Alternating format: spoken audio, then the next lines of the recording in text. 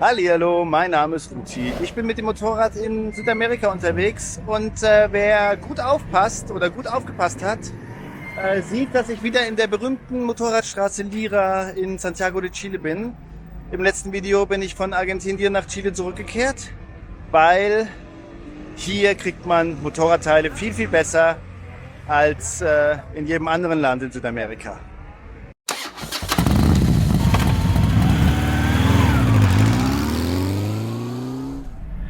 In dieser Folge steht der Service an für meine Lucy. Und wie mache ich das? Ich schaue im Serviceheft nach, beim jeweiligen Kilometerstand, was zu tun ist. Und dann heißt es erstmal auf die Suche nach guten, passenden und vor allen Dingen günstigen Ersatzteilen gehen. Außerdem brauche ich ganz dringend neue Reifen. Und das Problem gehe ich als erstes an. Ich habe jetzt ein paar Tage rumtelefoniert. Ja, ich muss zugeben, die Sarah hat mir geholfen mit dem Rumtelefonieren, sonst muss ich immer selber hinfahren, weil mein Spanisch ist nicht so gut, dass das mit dem Telefonieren dann so super läuft. Aber jedenfalls habe ich die Preise von den ganzen Reifen. Es gibt Mitas, es gibt Heidenau.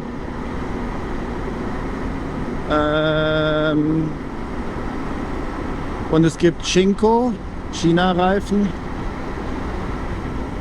Und es gibt Avon. Zwischen 120 und 170.000. Heidenau ist natürlich mit Abstand am teuersten.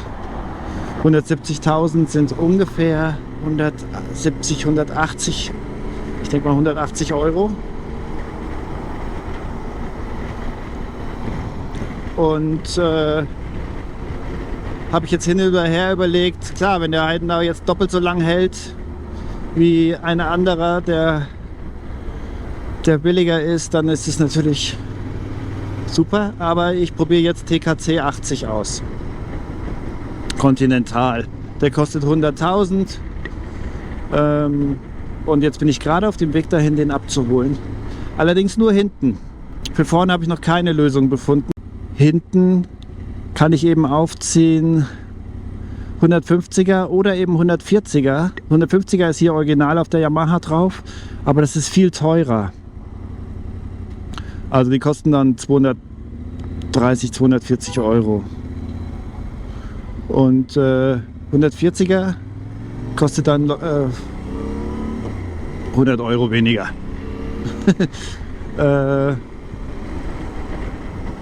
Deswegen habe ich jetzt den 140er genommen. Den kann man fahren. Viele, vor allem Amerikaner, fahren den auch. Auf Offroad soll er bessere Eigenschaften haben sogar. Ja. Weiß ich nicht. Aber den fahre ich jetzt mal. Ich probiere jetzt mal den TKC 80 aus. Ich bin jetzt hier bei Continental und es hat geklappt. Ich habe meinen Reifen bekommen, wie man hier sieht. Das hier ist jetzt Motor Aventura. Ich frage jetzt mal, was die wollen, wenn die den Reifen auf 10. 15.000 ist eigentlich der Preis, den ich mir sagen lassen habe. Und dann fahre ich mal zu Yamaha und frage, was die so nehmen. Die haben auf jeden Fall meinen Kettensatz für 180.000. Jetzt bin ich hier bei Yamaha und ich habe nach der Kette gefragt. Die wollen für die Kette 470.000. Das sind fast 500 Euro. Nur für die Kette, ohne Installation. Ich habe mir hier auch mal die Preise für Ölfilter, Luftfilter und Zündkerzen geben lassen. Das haben die alles da. Die Kette, da haben sie auch nicht alles da. Also sie haben das hinten das Kettenrad haben sie nicht da. Und ja, ich werde jetzt bei Motor Aventura auf jeden Fall den Reifen installieren lassen. Und wenn sie die Kette da haben, hole ich mir die gleich. Und ich wollte dann auch die Error-Codes auslesen lassen. Kostet 30.000. Und ich glaube dann eher nicht. Vielleicht kaufe ich mir so ein Ding mal. Ich habe irgendwo gesehen, das ist gar nicht so teuer, dieses kleine Computerding. Es gibt es auch in teuer. Ja, aber da rede ich mich jetzt um Kopf und Kragen, das weiß ich gar nicht so genau. Aber jetzt erstmal Reifen und Kette, das ist schon mal einiges gewonnen. Und dann werde ich hier nochmal die normalen, unabhängigen Shops abfahren. Und ich habe auch schon mal im Internet geguckt, dass man es da bestellen kann. Werde dann die Preise, muss ich halt vergleichen. So, also, Der TKC 80 ist drauf hinten für 15.000. Und die haben mir auch die Kette gereinigt und haben gesagt, ey, die packt's noch, die ist noch gut, die ist noch nicht ausgeleiert. Ich habe noch viel im Spiel und so, und die Rätsel sind auch noch gut. Die hat jetzt 22.000 drauf. Das heißt, ich habe jetzt einen Kettensatz gekauft hier, weil schwierig natürlich irgendwo anders zu bekommen wieder. Und ich nehme den mit, und wenn der durch ist, dann lasse ich den drauf machen. Das ist ja nicht das Problem. Ja, Vorderreifen habe ich noch nicht, aber ein Teil der Aufgaben ist schon geschafft. Ich bin sehr zufrieden und ja, habe mich hier auch unterhalten. Es war sehr nett und super cool. Und das Krasse ist, die haben die Kette gereinigt und die war ja wirklich mega dreckig. Und jetzt ist sie wieder silber. Also ich muss jetzt natürlich sehr vorsichtig fahren. Neuer Reifen muss man immer vorsichtig fahren. Und ich bin mal gespannt, jetzt sehr, sehr gespannt, wie es sich anfühlt, weil der hat natürlich brutale Stollen. Ist aber trotzdem auch ein Reifen, der gut auf der Straße sein soll. TKC 80, habe ich ja schon gesagt. Ich habe das ja hin und her gegoogelt in den letzten 2 Monaten, weil ich ja wusste, die haben den hier. Wird jetzt, glaube ich, nicht mehr so oft gefahren, aber früher war das eben der Reifen. Und bin ich mal gespannt, ob ich da 10.000 rauskriege. Und mit meinen 26.000, hat er gesagt, bin ich der Langlauf-King auf dem oh ja, man merkt schon hinten Stolliger. Auf dem Heidenau K60 Scout. Er hat gesagt, vorher war den Bestes waren 23.000, hatte jemand. Ich habe jetzt 26.000, das hat noch keiner geschafft. Ha! Und was ist jetzt hier? Jetzt bin ich mal gespannt, ob man nicht auch einen Weltrekord auf dem TKC rausholen kann. Und jetzt muss ich zur Sarah, die wartet schon, dass wir Mittagessen gehen wollen. Heute ist nicht so tolles Wetter, es sieht ein bisschen nach Regen aus, habe ich das Gefühl. Mach ich wie der.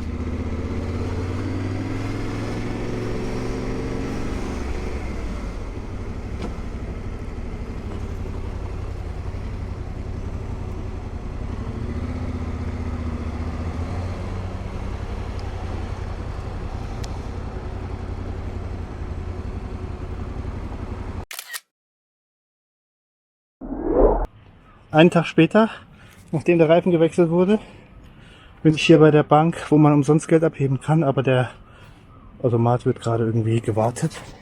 Und ich habe immer so ein leichtes Knacken ab und zu. Und jetzt habe ich geguckt und die haben die Kette, die ist halt, die steht auf dem Hauptständer, aber die ist halt brutal. Die Spinnen haben es komplett angezogen. So ist die Kette halt. Unglaublich. Das ist unglaublich. Da muss man immer aufpassen. Die Leute ziehen die immer viel zu stramm an. Das ist halt, geht gar nicht. Das muss ich jetzt sofort lösen. So, jetzt hier besser. Das Geile ist, ich habe das jetzt schon so oft gemacht, ich brauche nur noch 5 Minuten dafür, um die Kette zu spannen. Ja, am Anfang hat es eine Stunde gebraucht, das ist so. Und ich hatte mir aus Deutschland von Thomas und Rita von Explore Bike ein Päckchen mitbringen lassen. Und unter anderem ist mein Nummernschildersatz angekommen, weil meins ist ja durchgerissen in der Mitte. Und es war so, dass Thomas das machen lassen hat in Deutschland und die wollten irgendwie kein Original-Nummernschild nachmachen. Und haben dann ein 80er Nummernschild nachgemacht. Dieses. Und ja, hier weiß eh keiner, wie das aussieht. Und deswegen habe ich jetzt ein 80er Nummernschild. Und ja, ich muss jetzt mal gucken, wie ich das anbringe. Am besten auf einer Aluplatte. Mal sehen, ob ich das bekomme. Und es sind noch ein paar andere Sachen geliefert worden, die ich als nützlich erachte oder Ersatz für Sachen, die ich natürlich nur einmal dabei hatte. Also ich bin sehr froh, dass das angekommen ist. Vielen, vielen Dank nochmal an alle. Und ja, jetzt gehe ich mal raus und schau mal, ob ich eine Aluplatte finde. Wegen dem Nummernschild bin ich jetzt zum Roberto gefahren. Der hat mir ja schon oft geholfen, auch mit der Lenkererhöhung. Hallo Roberto. Hallo, geht's? So, mir haben ja viele Leute empfohlen, eine Aluminiumplatte unter mein Nummernschild zu machen und das dann da drauf zu nieten. Aber der Roberto ist ja Experte und hier Aluminium. Und Aluminium ist anfällig für Salz, hast du gesagt, und Feuchtigkeit. Und da hier sieht man das, dass es eben durch Feuchtigkeit sich auflöst. Das ist nur von der Feuchtigkeit. Aha. Okay, das Weiße ist nur von der Feuchtigkeit. Ja. Und besser ist es dann zu nehmen, Messing oder Oder Kupfer oder das Beste unseres Stahl. Stahl. Also, wieder was gelernt. Aluminium anfällig für Salz und Feuchtigkeit. Also Aluminium reagiert mit Säuren und mit Wasser. Ja. Okay. Und wir werden dann sehen, Roberto hat nämlich eine super Idee, wie wir das machen mit dem Schild, aber das werden wir sehen, wenn es soweit ist. Im nächsten Mal in dem Kanal. Ein neuer Tag. Und heute bin ich auf dem Weg, meinen Vorderreifen abzuholen. Ich habe jetzt alle Optionen gecheckt und es wird jetzt ein Mitas E07 Plus werden für 120 Euro. Die Firma, wo ich den Reifen gefunden habe, heißt Moto CL. Ist eigentlich ein Versandshop. Ich habe keine Ahnung, es muss hier irgendwo sein.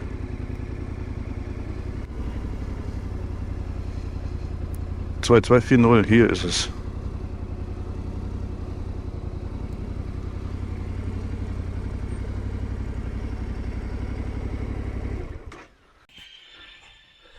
So, ich lasse den Reifen auch gleich drauf machen.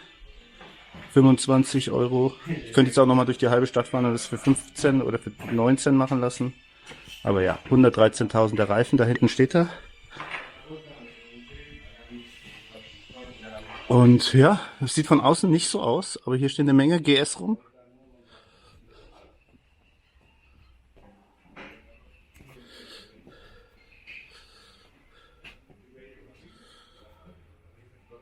Ja, und das ist es, Motos CL. Sieht man da das Schild. Und ja, die haben auch eine Menge Zeug da drin.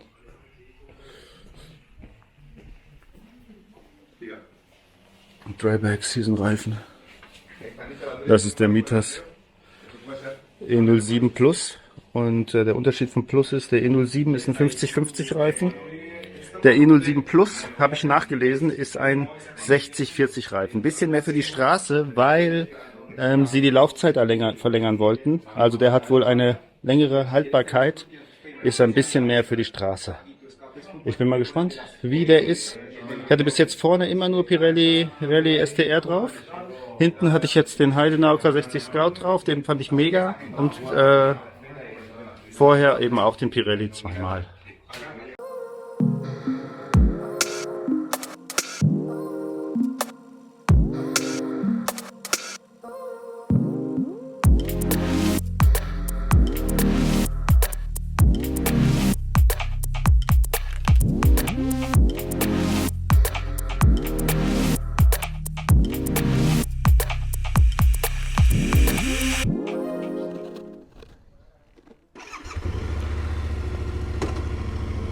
So.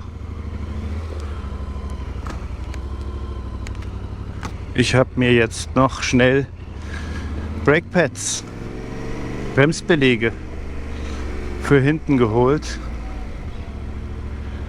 Die sind zwar noch nicht ganz unten, aber die Markierung ist natürlich schon weg.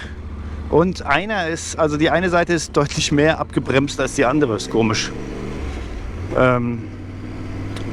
Habe jetzt mal welche mitgenommen. Vorne ist noch top. Vorne hatte ich auch ersetzen lassen, bevor ich losgereist bin. Und da ich so viel Offroad gefahren bin, habe ich die Vorderräder kaum benutzt. Jetzt muss man natürlich ein bisschen vorsichtig sein mit dem Vorderreifen. Der Hinterreifen hat jetzt schon 50 Kilometer drauf oder 60. Sollte einigermaßen okay sein, aber vorne, ja, jetzt bin ich mal gespannt, wie sich das anfühlt. Zum ersten Mal einen anderen Vorderreifen drauf, aufregend. Aber ja, habe ich so gut wie alles erledigt.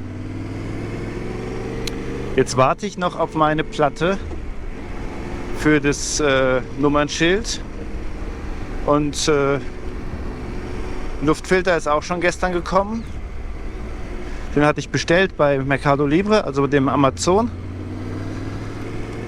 Es ist ein bisschen ein Hassel, immer rumrenne, aber jetzt habe ich alles zusammen.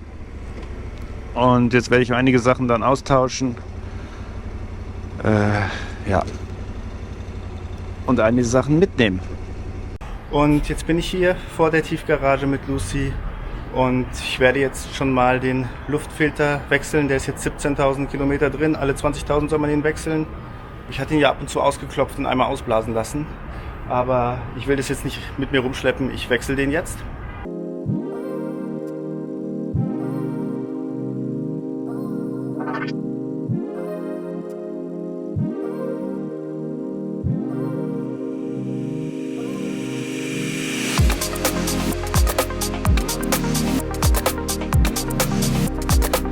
Die Kette hat 22.000 Kilometer drauf. Ich kann die bestimmt noch 8.000 Kilometer fahren oder 5 mindestens. Aber ja, ich will die eigentlich ein bisschen mit mir rumschleppen. Die wiegt halt 5 Kilo oder so. Ist halt ein Riesenpäckchen. Deswegen weiß ich nicht, wie lange ich das aushalte. Ich überlege jetzt schon, ob ich nochmal in die Motorradstraße fahre und sie da wechseln lasse. Aber ja, das ist jetzt so. Ich habe halt hier selber das Werkzeug nicht. Deswegen ich muss dann irgendwo hingehen, sie wechseln lassen. Ja, dann werde ich ein bisschen putzen. Und Fahrwerkseinstellung. Ich hatte es ja nachgestellt, nachdem ich das Video von Nomad Sweden gesehen habe, der irgendeinen Motocross-Fahrer mit der T7 getroffen hat. Dem seine Einstellung hat er übernommen, hat gesagt, das ist überragend. Und das hatte ich dann auch übernommen. Hinten ist bei mir super geil jetzt, also ist viel besser. Aber vorne ist mir viel zu weich. Also wenn ich an der Ampel irgendwie bremse, dann taucht sie halt brutal ein. Deswegen werde ich jetzt die Zugstufe 2 Klicks im Uhrzeigersinn drehen, dann sollte es härter sein. Die Zugstufe verändert man hier unten an der Gabel. Dann komprimiert sie schwerer.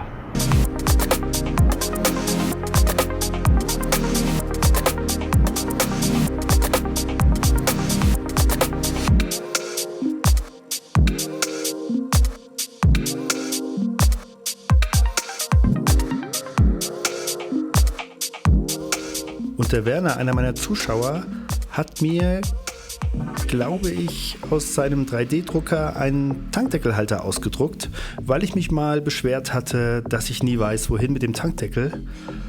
Mittlerweile weiß ich, man kann ihn ganz gut auf das Schloss legen, aber so ein Tankdeckelhalter ist natürlich was Edles.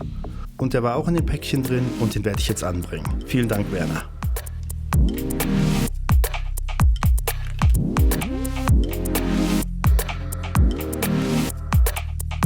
Vielleicht ist dem einen oder anderen aufgefallen, dass mein Nummernschild dran ist. Es ist eine Inox-Platte geworden, also rostfreier Stahl. Und da ist das Schild eingelegt und dann mit 2 selbstsichernden Schrauben befestigt, die ebenfalls rostfrei sind, denn die alten Schrauben waren so fest gerostet, dass wir sie nur absägen konnten. Vielen Dank an Roberto für seine Hilfe. Also ich bin jetzt doch nochmal unterwegs nach Lira, die Mopedstraße, um meine Kette drauf machen zu lassen. Das sind halt 5 Kilo oder mehr und ein sperriges Päckchen. Ich habe keine Lust, das rumzuschleppen. Und ich habe jetzt auch nochmal nachgeschaut. Ich schreibe mir das immer auf in so einer Notizdatei im Handy, wann ich was gewechselt habe zuletzt. Und bei 30.000 Kilometern habe ich die Kette gewechselt. Das heißt, die sind jetzt 25.000 Kilometer drauf. Ja, vielleicht könnte ich noch 5.000 damit fahren, aber ob das dann fett macht, weiß ich auch nicht. Deswegen versuche ich das jetzt mal hier bei Lira. In dem Motoraventura-Laden haben sie, glaube ich, 35.000 genommen. Also es sind etwa 40 Euro, um die Kette zu wechseln. Ich hoffe, dass die Venezolaner hier das billiger machen. Und ich habe jetzt auch die Bremsbacken hinten mitgenommen, weil die sind, also ich bin über die Markierung schon lang drüber. Deswegen, ich könnte die auch auswechseln, die Hinterradbremse. Und mir hat auch jemand geschrieben, dass ich habe jetzt diese Sinter-Dinger gekauft. Das waren eben die einzigen, die da hatten. Und die reiben wohl die Bremsscheibe ab. Also die reiben sich selber nicht so stark ab, dafür geht die Bremsscheibe schneller kaputt. Ja, upala. Das gesehen, der ist über die Taube gefahren und lebt noch. Naja, ja, meine Bremsscheibe ist ja von dem Lagerschaden und so, die ist ja eh schon ziemlich kaputschi. Deswegen probiere ich das jetzt mal aus, ob das überhaupt stimmt. So, ich habe einen gefunden.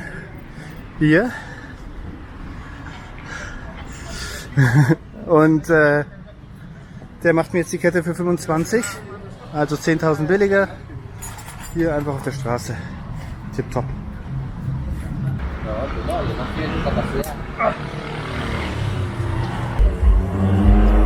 Die Scheibe aus Slowenien geht runter. Und die neue aus Chile geht jetzt drauf und die glänzt richtig schön. Da unten liegt schon die neue Kette. Und ja, das vorne, das Ritzel ist auch schon drauf. So, es gab jetzt ein kleines Problem und zwar der Verschluss. Ich habe jetzt schon zweimal zugeguckt, jetzt wie die Kette gewechselt wird. Aber eben das Werkzeug für den Verschluss habe ich nicht. Und ja, das hier ist von der neuen Kette dabei. Aber dieses hintere Teil, das hier, ist eben nicht dabei. Mal sehen. Ja, und ich könnte natürlich das von der alten Kette nehmen, aber das passt da nicht rein. Die Stifte sind zu dick. Also sind wir jetzt rumgelaufen. Das ist natürlich wieder so, dass für meine Kette, das haben die ja nicht standardmäßig da. Aber wir haben es eins gefunden mit dem hinteren Teil. Und er hat gesagt, das ist genauso gut. Ist ja witzig. Ich habe gedacht, da wäre alles dabei, haben die auch gesagt, aber ist natürlich nicht. Man muss jeden Fehler immer erst einmal machen, bis es dann passt. Buena. Sie.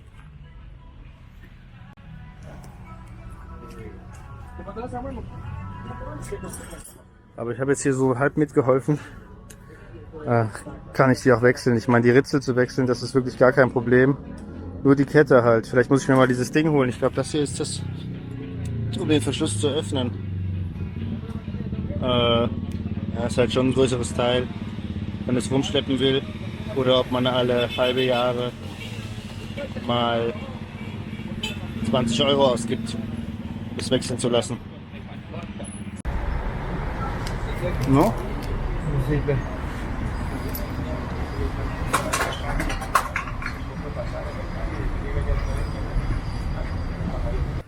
So, die neue Kette ist drauf.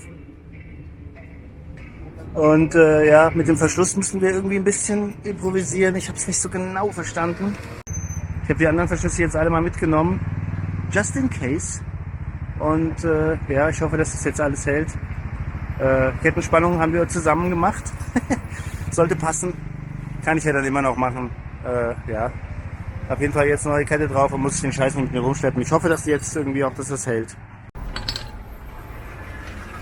Also wir haben jetzt darüber geredet, über die Bremsen und er ist jetzt hier der Dritte, der mir gesagt hat, ey, wechsel die Bremsen lieber. Und ja, so sehen die Bremsbeläge aus. Ich würde sagen, ja, es ist schon ziemlich durch, würde ich sagen. Der hat ja gesagt 4 Tage noch, aber ich weiß nicht, ein bisschen was ist noch drauf.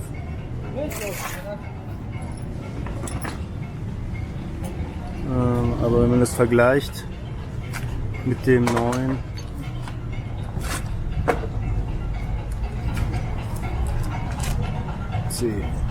so, wenn man das mal vergleicht,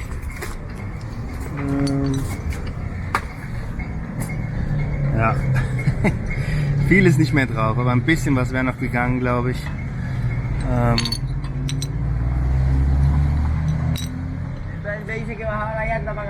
Aber naja, er ist jetzt der, der gesagt hat, ich wechsle die mal.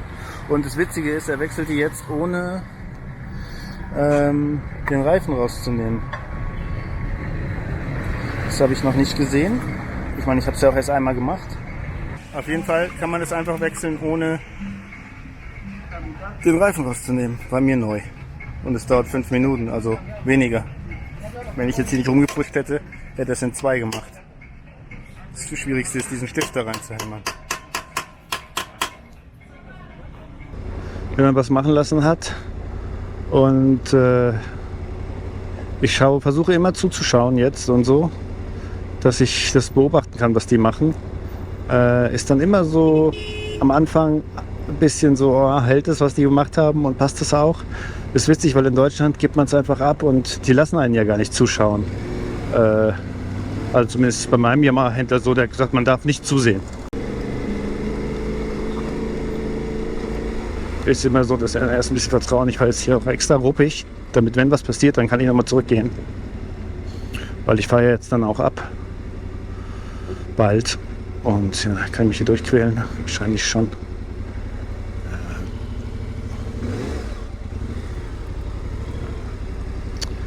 Trottel.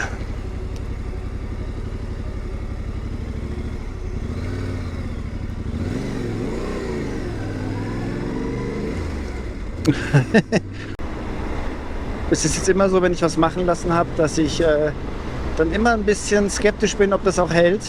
Aber das sind immer nur die ersten, weiß ich nicht, 100 Kilometer. Wenn es dann gehalten hat, dann glaube ich der Sache. Ich hoffe einfach nur, dass mir die Kette jetzt nicht aufgeht oder sowas. Und die 3 Jahre, wo ich jetzt das Motorrad habe, hat jetzt nicht dazu beigetragen, dass mein Vertrauen in Motorradmechaniker gewachsen ist. Im Gegenteil. Also am Anfang habe ich gedacht, man gibt das dahin und vertraut darauf, dass sie das alles richtig machen. Aber bei mir war eigentlich beim jedem zweiten Mal oder so irgendein Fehler. Irgendwas war die Kette zu doll gespannt, irgendwas falsch eingebaut, Sturzbügel falsch rum dran gebaut, Sachen nicht richtig festgezogen, was weiß ich. Und es ist egal, ob man das in Deutschland machen lässt oder hier beim Venezolaner. Es ist wirklich, am besten ist, man macht alles selber. Aber ja, ihr wisst ja, ich konnte nichts. Und jetzt kann ich nur ganz wenig, aber ich lerne das immer noch. Und ich muss eben auch, das ist eben so, man muss eben bei manchen Sachen dann darauf vertrauen, dass die das richtig machen. Und ich hatte ja das Fahrwerk nachgestellt. Nicht jetzt hier mal an der, das war immer so gerade, wenn ich hier stark bremse, immer rasen, an dem Verkehr vorbei und dann halt brutal in die Eisen gehen, weil vorne gebremst wird oder so. Das war mir viel zu doll eingetaucht. Das hat echt ein Schaukelpferd bei dieser Einstellung vom Nomad Sweden.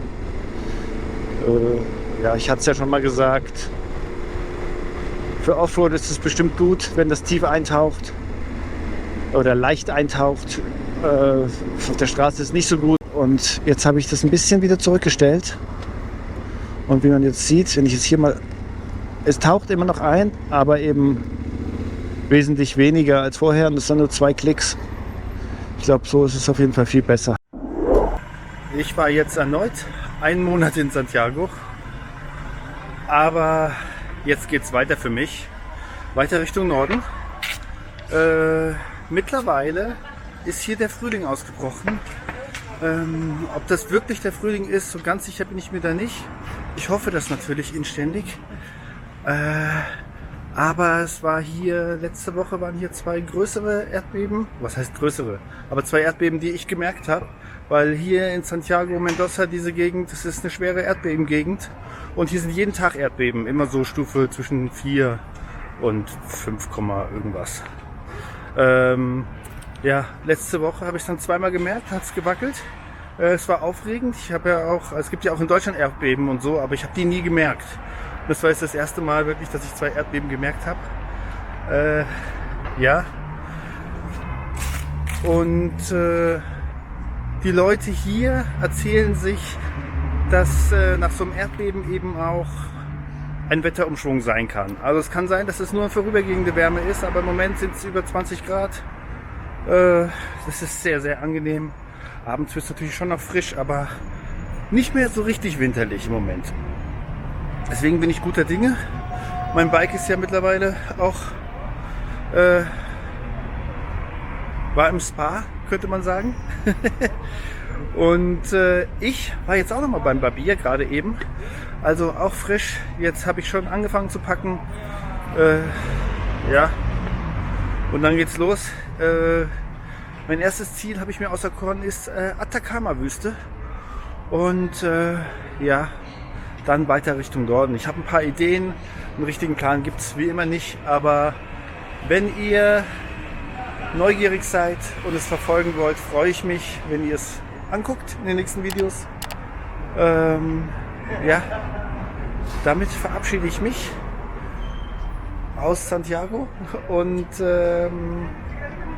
hoffe, dass ihr Spaß hattet oder dass es interessant war, mit dabei zu sein, wie mein Bike wieder aufgefrischt wurde. Und ich gucke hier schon immer nebenbei aufs Handy, denn es gab einige Spendenunterstützer. Und zwar, kleinen Moment, bedanken möchte ich mich bei Nitrox49, Oliver, Werner, Ralf, Gustavo, Thomas, Frank, Arndt, Jürgen und Kuppes. Vielen, vielen Dank. Jetzt will ich ja gar nicht mehr so viel rumlabern. Ich mach Schluss. Macht's gut. Bis zum nächsten Video. Ciao, ciao.